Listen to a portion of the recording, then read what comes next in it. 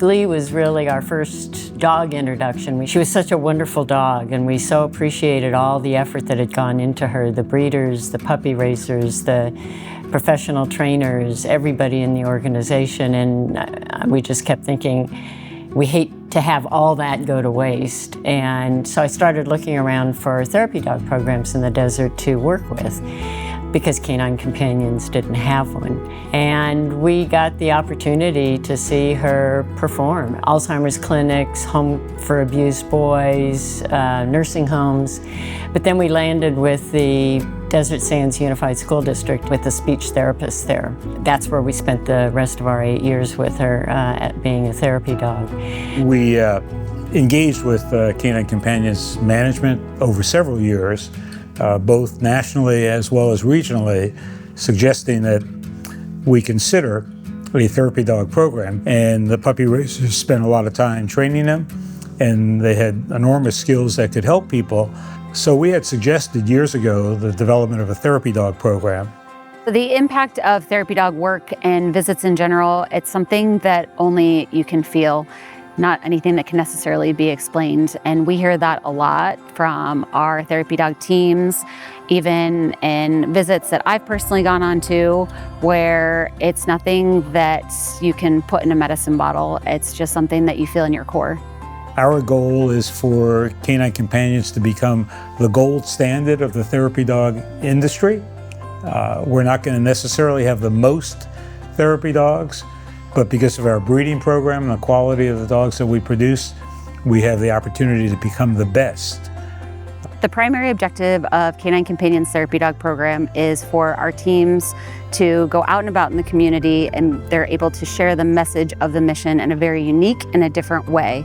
So the dogs are able to go out and actively get attention, get the belly rubs, get all the pets. They're focusing on the community as a whole, where our service dogs, puppies in training, they're focusing on the handler.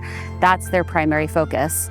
Where our therapy dogs, everybody's welcome to pet them, get on the ground, roll around with them, have fun. So they're able to go out and about into many different places, and they're sometimes getting anywhere from one touch during that 2-hour therapy session. Sometimes it could be 20, 30, 40, depending on the different event or venue that they might be going to. Our therapy dog teams are visiting close to over 1,500 and growing every day. Different facilities. So our top 3 most visited places are hospitals, schools, and libraries.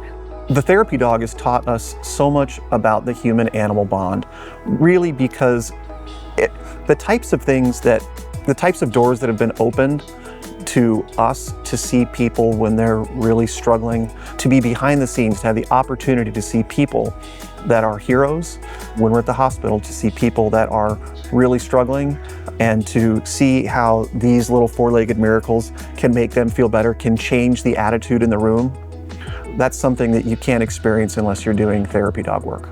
So when a dog is released from professional training, the trainers and the vet staff evaluate to make sure that the dog is appropriate for therapy work, that there's not going to be any issues. One of the biggest things that we look for is the dog loves people. That's the most important thing, first and foremost. And therapy dogs have all sorts of energy. A lot of people think that a therapy dog should be calm and just be a couch potato. And where that's great, it's okay to have a dog that's super excitable, as long as they're not hurting the handler or injuring any people that they're engaging with, and they're looking to the person for that direction or redirection. That's great. So all sorts of energy is welcome to the program, and we do not expect our dogs to be service dogs. We hear frequently from our therapy dog teams just about the different places that they're going, the different adventures they're having in therapy dog work, and it just makes our day, it brightens our day. Sometimes we are able to publicly share the stories, sometimes we just share them internally, which for us as staff is very fulfilling too. So knowing that they have visited a facility and they just thought maybe they were going to visit one person and they ended up seeing 10 people.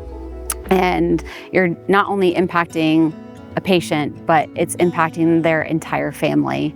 We hear frequently, especially in medical and hospital-like settings, is that when the dogs visit, it does something that no medicine could do. And that's what matters. To measure the effectiveness of the therapy dog program and the impact it makes in the community, of course, we have a lot of data that we have as an organization, but where and how I also measure the impact is through the stories and through the photos that our handlers send and share with us. There's nothing better, there's no black and white number that could tell a story better than a photo or that personal experience. Our goal continues to be expansion, to be the best, and to have the most impact for Canine Companions' future growth. It's beyond our expectations. I think time and time again is the emotional impact is incredible. I think these Canine Companion dogs are amazing, and just because one wasn't slotted to be a service dog, they still have so much more to give, and you can see it. You go to these, the airports or the hospitals, and you see the smiles and the happiness that these dogs bring to people. It's truly amazing. My life would not be as good without the therapy dog program at Canine Companions, without question.